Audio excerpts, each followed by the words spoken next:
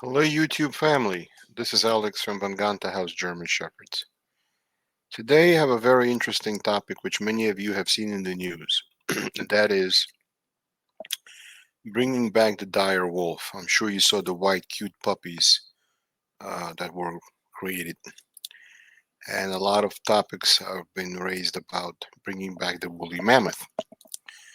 And so, how does this apply to dog breeding, you may ask? Because most of the people who watch this channel are dog breeders. And they say, Alex, does this have anything to do with dog breeding? You must be joking us. Uh, it does have to do with dog breeding. So bear with me. Let me share some screens with you.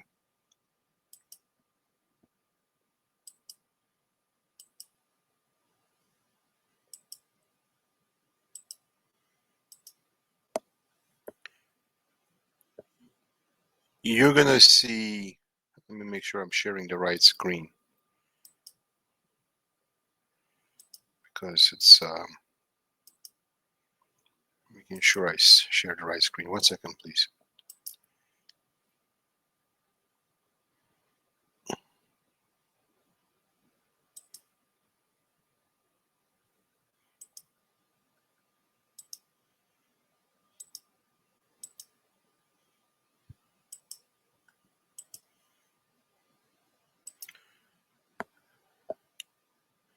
So in this video, you're going to see a company talk about bringing back the dire wolf.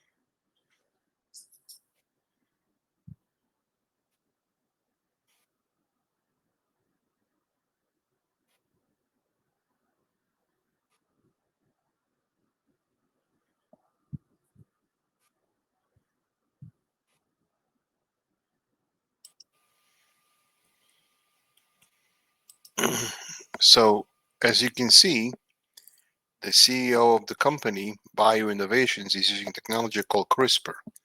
What CRISPR does is gene splicing. So they're not really bringing back the dire wolf or the woolly mammoth. What they're doing is taking the modern day elephant, the African elephant, and splicing the long coat genes for the long fur and extra fat to keep warm in the cold climate, and splicing those specific gene sequences into the modern day elephant to create a hybrid animal that will look like the ancient animal. It is not really a recreation of the ancient animal. It is a hybrid. But if you breed these hybrids to each other using dog breeding techniques, essentially, you will uh, improve the phenotype until these characteristics breed true. Let's watch some more.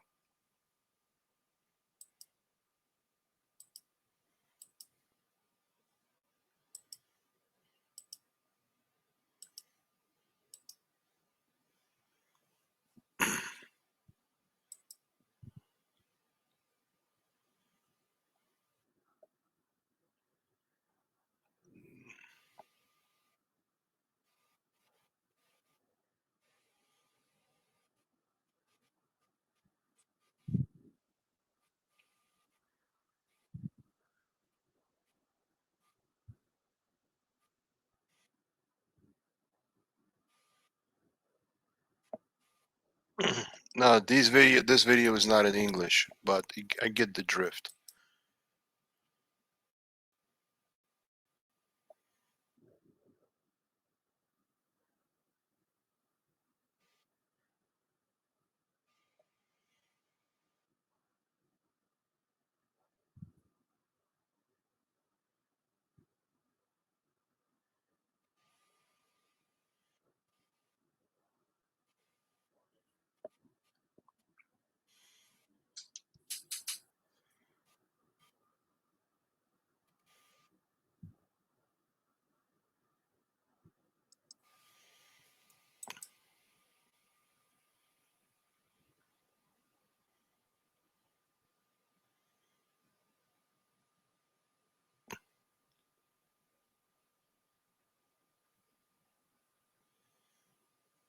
Okay, so I think you get the idea of bringing back dire wolves and what this represents.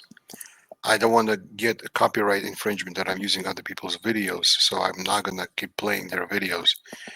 But I think seeing the video, is it science fiction? Are you bringing back animals from the dead?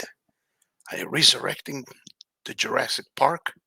Are you bringing back animals from the past?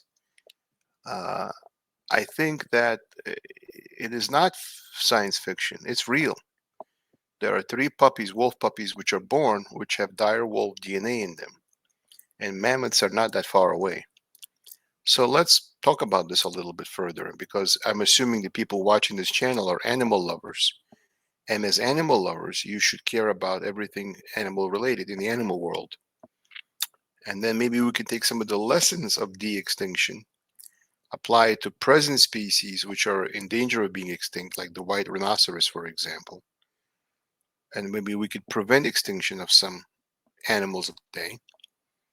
Maybe we can improve plant species to capture more carbon or remove nitrogen from the soil more efficiently and use that to combat global warming and bring back some species on the verge of extinction, preventing them from being extinct. And finally, most importantly to the people of this channel, can we learn something from what these scientists are doing and applying to our dog breeds and our own lives as dog breeders?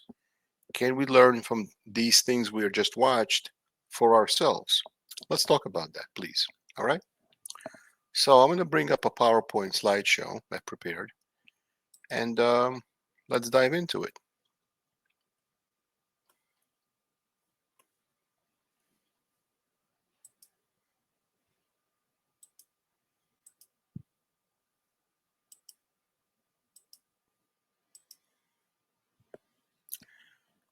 So at the end of this video, we're going to present um, all the URLs that you may find interesting, and I suggest you watch them. Let me make sure I bring this up to full screen. Slideshow. So this is the slideshow. Okay. So how can we bring back this from this? The African elephant can be transformed to the woolly mammoth. Well, as I just said, we can splice genes for the long coat and extra fat production into the African elephant to create the woolly mammoth. So what we're creating is a hybrid, not the actual woolly mammoth. Why would we do this? Well, elephant mammoths are known for pushing down trees onto the frozen um, terrain of their Icelandic terrain, and as doing so, they covered the soil from the direct heat of the sun. It would prevent the permafrost from melting as fast. Now, could modern day elk and bison and wild horses be used for that purpose? After all, they're adapted to the modern climate of today versus the climate of the Pleistocene era. So would resurrecting an animal from the Pleistocene era be a more efficient animal than today's animals? The answer is yes. So a hybrid animal has the long coat genes of the African elephant spliced into the African elephant from the woolly mammoth. So in order to truly clone the animal, it has to be alive for it to be cloned as a genetic clone. But using a program called CRISPR, you can splice genes from the ancient animal into the modern day animal equivalent and create hybrids. What about the dire wolf? What are we doing there?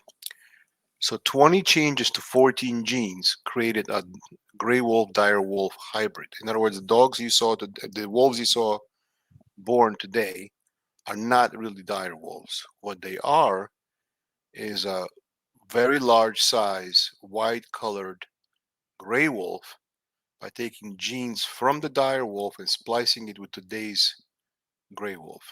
Now, people will say, well, why are you bringing back an animal from so far in the past? What's the point? Aren't you playing God? And aren't you creating Jurassic Park? I think it's not that far back as you think. People don't have a sense of time. So dinosaurs lived 66 million years ago. Mammoths and dire wolves lived only 12,900 years ago, about 13,000 years ago. 13,000 is a big difference between 66 million and 13,000. To put it into context, we have to understand it from something we understand. The Jewish Bible, the Torah, says today is the year 5785. Now, because Christ is not recognized in the Jewish Bible, time never stopped, as in the Christian Bible. We have BC and AD, Anno Dominion, and the year of our Lord, Anno Dominion, and before Christ, BC. So if you take the year 2025, the year we're living in now, you subtract it from the year 5785, that means civilization before Christ existed 3,760 years before Christ and 2,025 years after Christ. That's how you come up with 5,785. But if you take 5,785 and you subtract it from 12,900, it means human beings as hunter-gatherers before we had city-states or farming life, but we lived on before we had farming, we had hunting. So we existed as hunters 7,185 years prior to us writing the Jewish Bible. So to put into perspective, we're living 21 centuries after Christ. In other words, the year 0 is the year of Christ's death. Now, we are now 21 centuries past that date. If you count backwards in time, the dire wolf and the woolly mammoth lived 24 centuries before that. So we're 21 centuries after year 0, and these animals and us lived 24 centuries before year 0. So we lived with these animals on this planet. In other words, it's not like the animals that lived on this planet before us. We hunted these animals for their fur so we could survive and keep warm, or we would have died. So, in other words, Cro Magnon man and Neanderthal man lived at the same time these animals did. It's not like this is a species of animals that didn't coexist with us or were before our time. They were living with us at the same time we lived on this planet. And this is not predating us. This is living alongside us. You follow what I'm saying? The timeline. Now, what's the sizes of a dire wolf compared to a modern gray wolf? This visually explains it. A modern wolf, it's a big animal. It's about 2.5 feet tall and it has a body length of about 6 feet. A dire wolf is about 3.5 feet tall, about a foot higher, has a body length of 8 feet. Here's shown an average man that's 6 feet tall. This animal is 3.5 feet tall. This is greater in size than the Great Dane. Even the biggest Great Dane is not as big as this animal. Now, this is the current canids which live on today's planet. The gray wolf, the Canis lupus, is 80 to 120 pounds. The red wolf, Canis rufus, is 45 to 80 pounds, about the size of a dog. The coyote, Canis latrans, is 25 to 45 pounds. So this is how it stacks up to modern day canids. So this is a very visual representation of what a gray wolf looks like compared to a dire wolf. You see the size difference. So by using DNA markers for size and color and injecting that into the gray wolf DNA, we came up with not a dire wolf. We came up with a hybrid which looks like a dire wolf. It is not a dire wolf, but it looks like it. And if you breed them to each other and inbreed on those animals, you will create animals which share that phenotype and therefore will be closer and closer to the progenitor.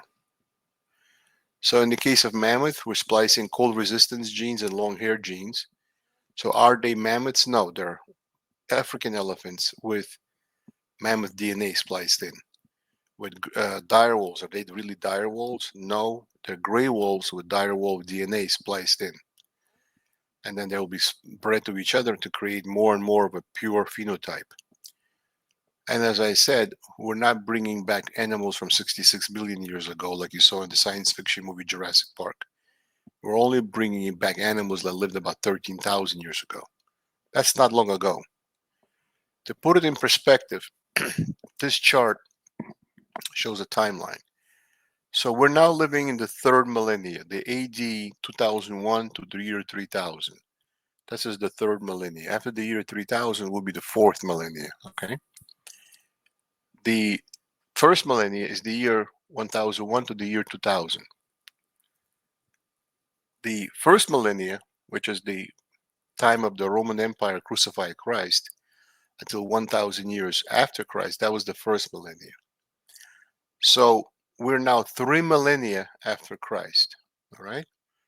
Before Christ, we had the year 2000 to 1001 BC. The third millennia is 3000 to 2001 BC.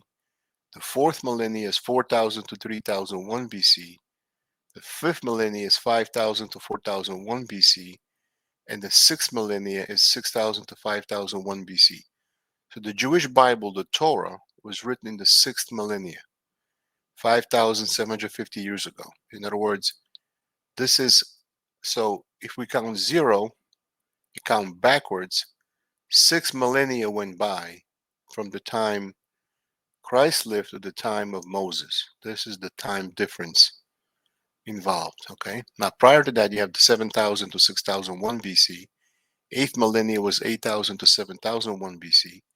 Ninth millennia was 9,000 to 8001 BC. 10,000 to 9001 BC, we had living as cavemen here. 11th millennia, 11,000 to 10,000 BC, and 12th millennia, 12,000 to 11,000 BC. So in the 12th millennia, we were living with dire wolves and woolly mammoths. So it's in this millennia that we were living, between the 12th and 15th millennia, we were living with these animals as hunter-gatherers. So we became civilized and had city-states and farming and empires and alphabet and writing and sewer systems and water systems and monetary coins and butter. And in other words, we were living like a civilized society, although in the past. In this fifth millennia, this is the time of the Jewish Bible, we were living with dire wolves in the 12th millennia, 6 millennia earlier. So this gives you a sense of time. In other words, it's not, in terms of geological time, it's not that long ago as you think. Now,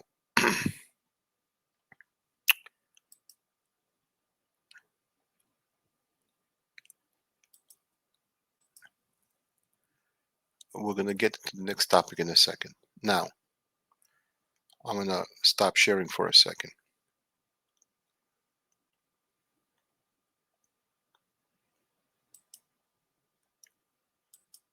Now, a topic that is worth bringing up that is not discussed on this channel frequently, but it's worth discussing in the context of, we're talking about the Bible, or we're talking about animals from the past, and a topic I want to address. There are many people who are very religious, and I respect that. And I'm not telling them not to be, and I'm not telling them not to watch this channel. But there are people who take the Bible literally, and they believe that the earth was populated by Adam and Eve, two human beings, a single man and a single woman, which completely populated the entire earth. If they believe that, they don't believe in the theory of evolution, they don't believe in the Ice Age. They think the earth is only 5,750 years ago, when in fact it's 6 billion years old, not 6,000 years old. 6 billion with a B, not 6 million, 6 billion.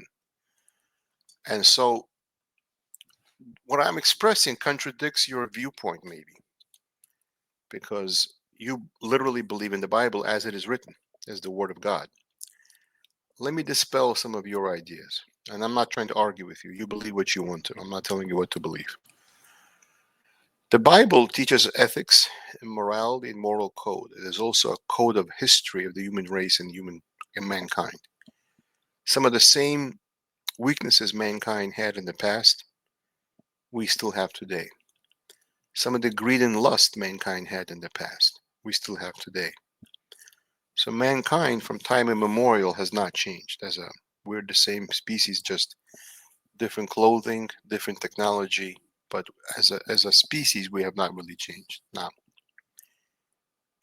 if you can believe that God, an all-powerful being, created the universe, created the law of gravity, Kepler's laws, which describe interplanetary motion, Newton's laws, which describe gravitational pull as the greater the mass a planet has, the greater the gravitational pull, and gravity is proportional to mass and inversely proportional to distance squared between the planets, right? That's how, m1 times m2 over r squared is Newton's law of gravity, right? Now, you can believe in the laws of chemistry, you can believe in the laws of physics, you can believe in the laws of geology, you can believe in the laws of biology. All these laws don't contradict having an all-powerful creator. In fact, DNA is a language, and for that language to exist, there had to be a language maker, which is God.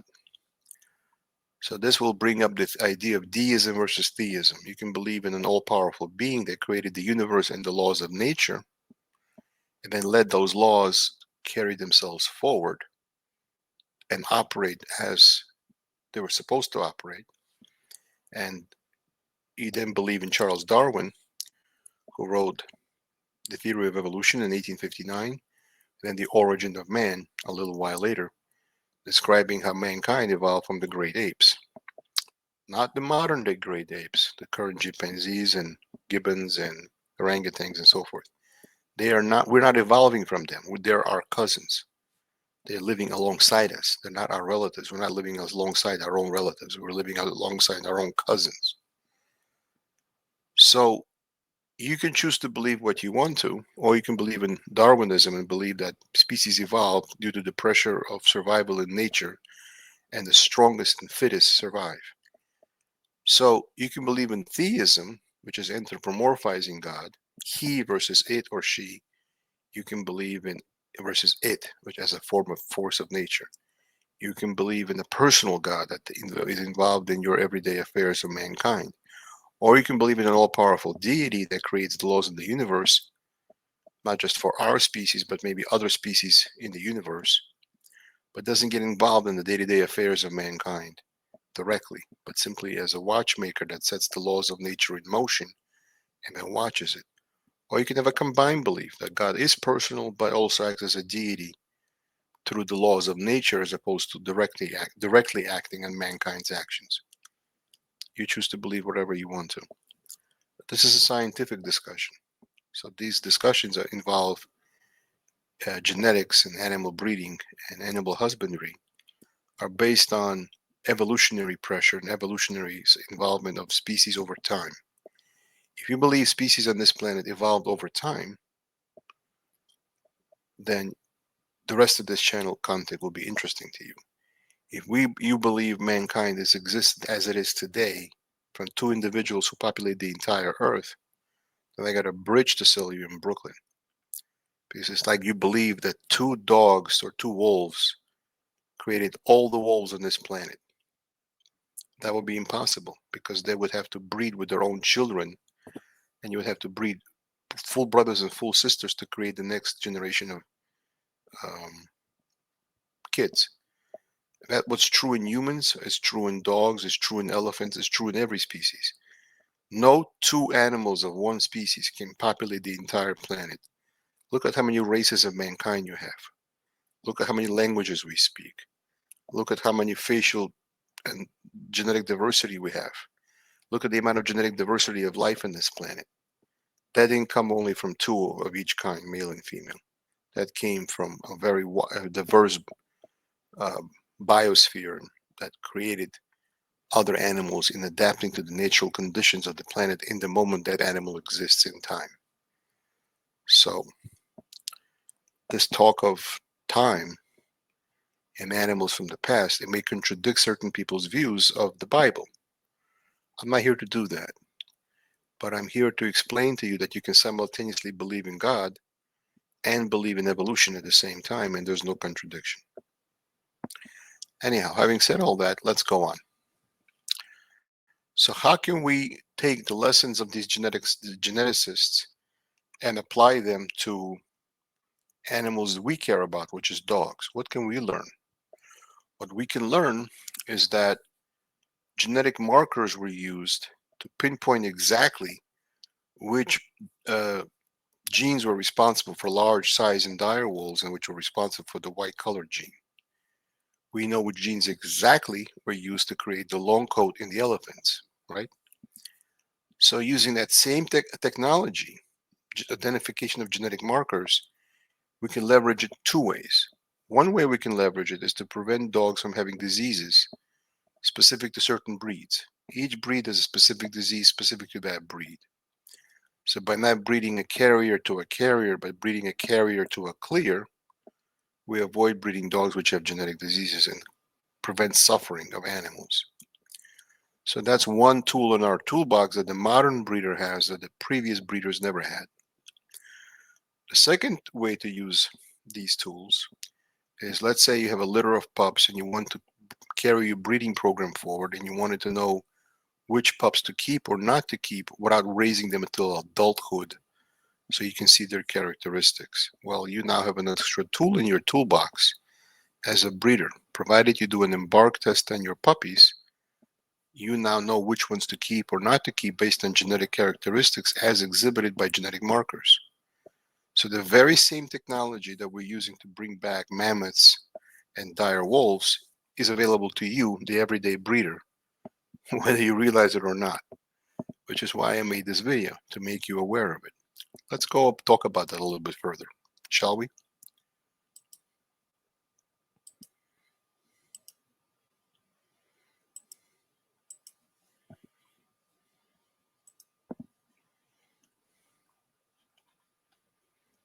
So let me make sure I'm presenting the right screen. So von Willebrand's disease is a disease common to Doberman pinschers.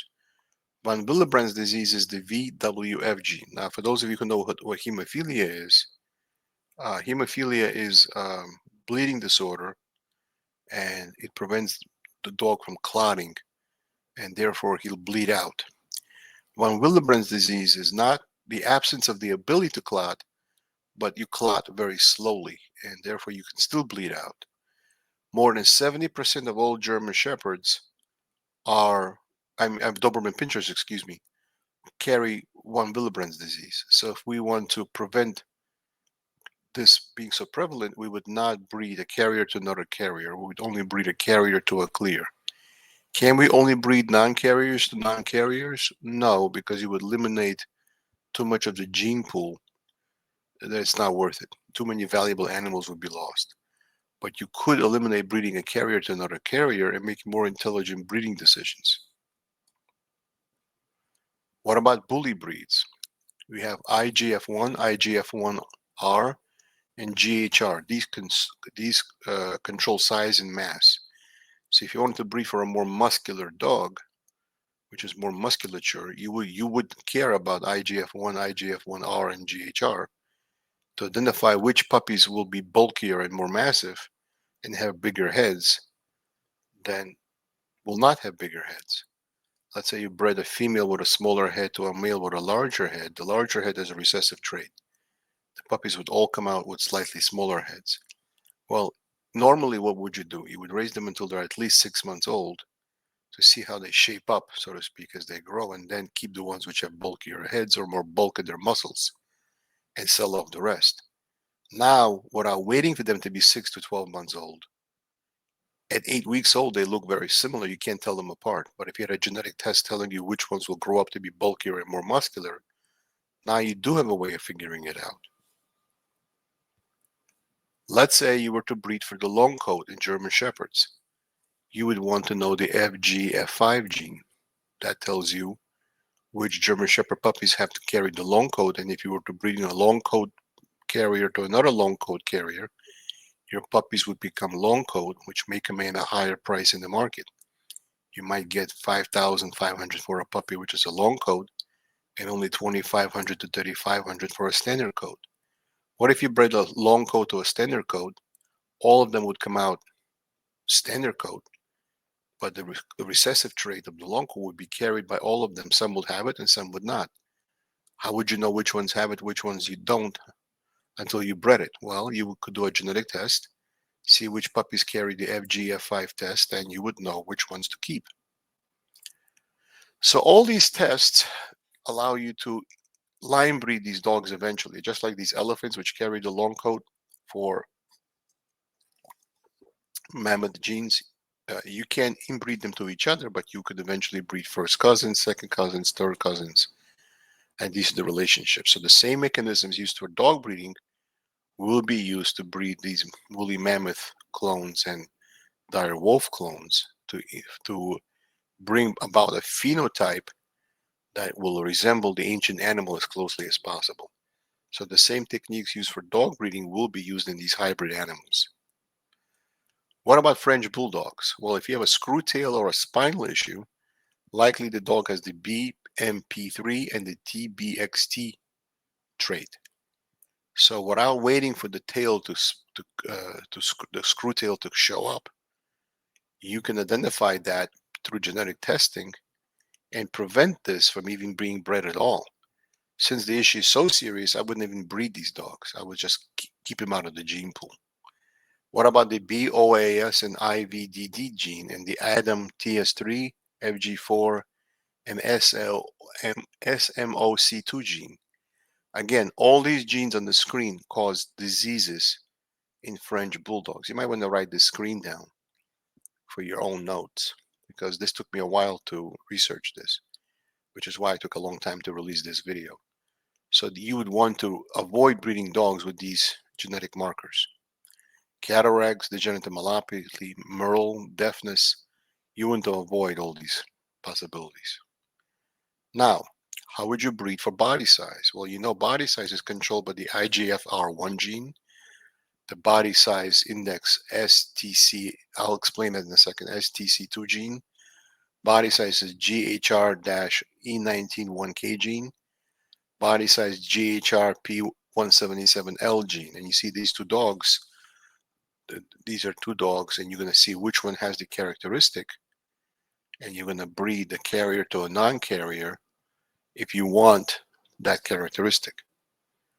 So basically, genetic markers from de-extinction projects can be applied for breeding better dogs.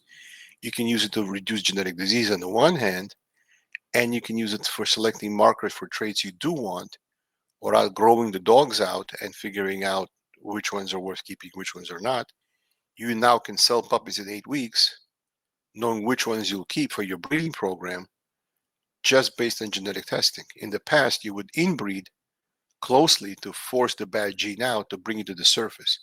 Now, without inbreeding and culling, you can use genetic testing to prevent all that heartache.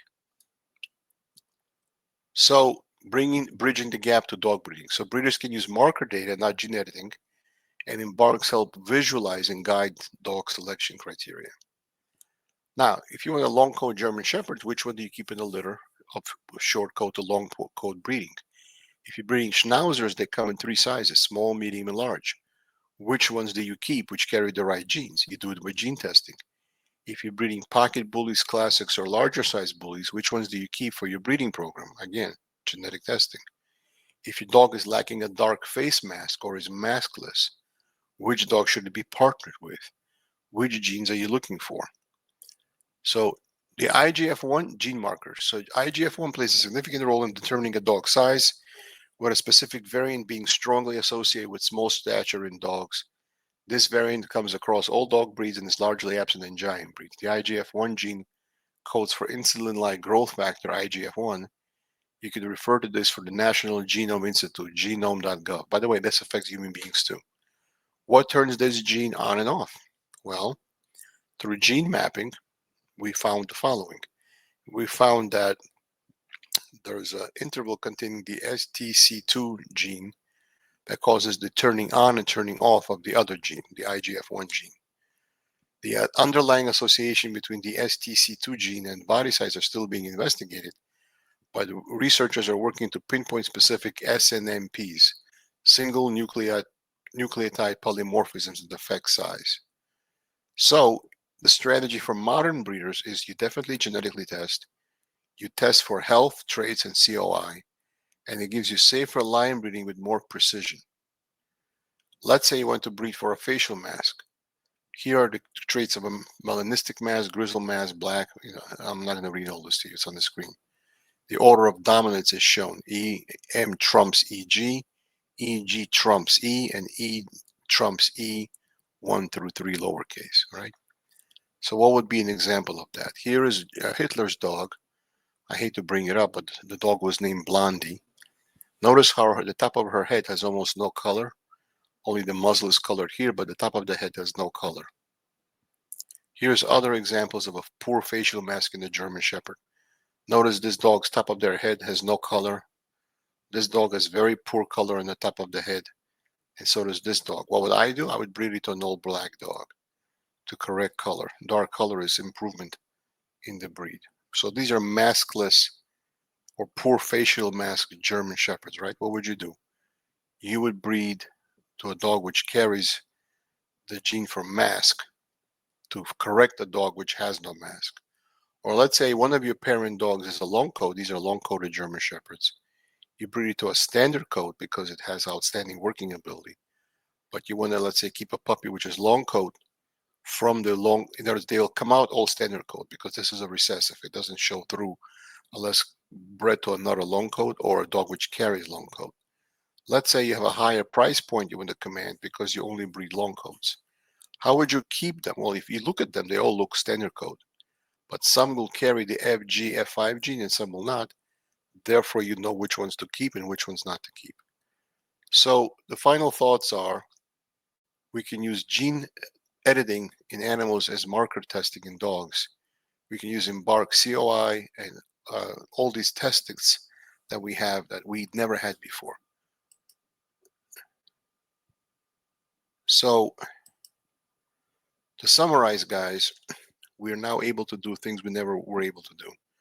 All these abilities to do gene splicing of ancient animals into modern animals involves identifying which genes and which gene markers are involved. Therefore, the same exact reasoning can be applied to breeding decisions. Which dogs not to breed because they carry a disease, or which dogs to breed because they carry a desirable trait. I hope this was useful. There'll be show notes in the video. And take care, guys. Have a great night.